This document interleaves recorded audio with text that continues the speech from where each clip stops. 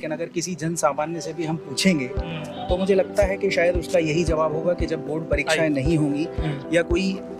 इस तरह का मूल्यांकन नहीं होगा तो छात्रों का आगे आने वाली कक्षाओं में कैसे हम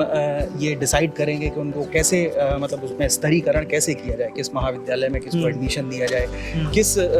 जो भी जितनी आईआईटी और इसके अलावा आईआईएम के जो भी इंस्टीट्यूशंस हैं उनमें किस आधार पर जो आगे एडमिशन्स होंगे, उसको सोचकर ऐसा लगता है कि बड़ा चिंतनीय विषय है। और आगे अगर बोर्ड परीक्षाएं कैंसिल हुई हैं तो उसका क्या समाधान निकलेगा, ये सबसे बड़ी समस्या है। मुझे लगता है कि इस स्थिति में जो है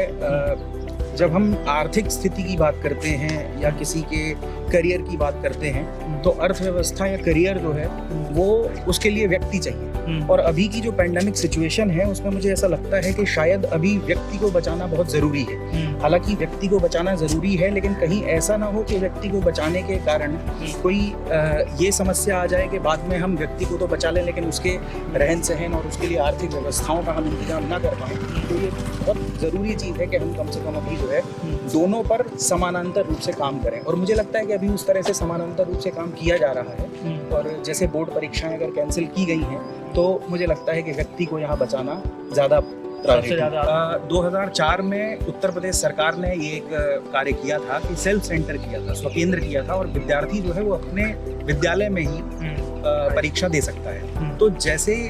वहाँ उस बैच के जितने भी छात्र हैं कम से कम उन्हें 4-5 वर्ष तक ये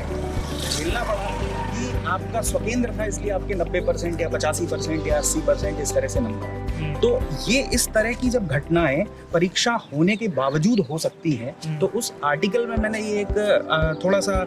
मतलब उसको वहां से टच दिया था कि जब एक स्वकेंद्र होने पर इतने प्रश्न हो सकते हैं तो जब परीक्षा नहीं होगी और उसके बाद उत्तीर्ण किया जाएगा तो उस बैच को लोग कहीं ऐसा तो नहीं कहेंगे कि आप जो है कोरोना वाले बैच के हैं। मुझे लगता है कि छात्रों को अगर ये एक मौका मिला है, इसको अगर वो मौके की तरह देखते हैं तो उन्हें उस मौके का पूरा फायदा उठाना चाहिए और पूरे फायदे के साथ साथ इस पैंडेमिक में जो है अपने आप को बड़ा प्रसन्न रखना चाहिए। हर चीज़ से गेम भी खेलिए, आनंद भी कीजिए, लेकिन उसके साथ साथ आप जिस पक्ष को छोड़कर आए हैं, आपकी परीक्षा नहीं हुई है और ऐसा नहीं है कि आगे इंस्टीट्यूशंस जो है वो आपका एडमिशन किसी भी आधार पर लेंगे। हालांकि सीबीएसई ने एक प्रारूप ऐसा तैयार किया है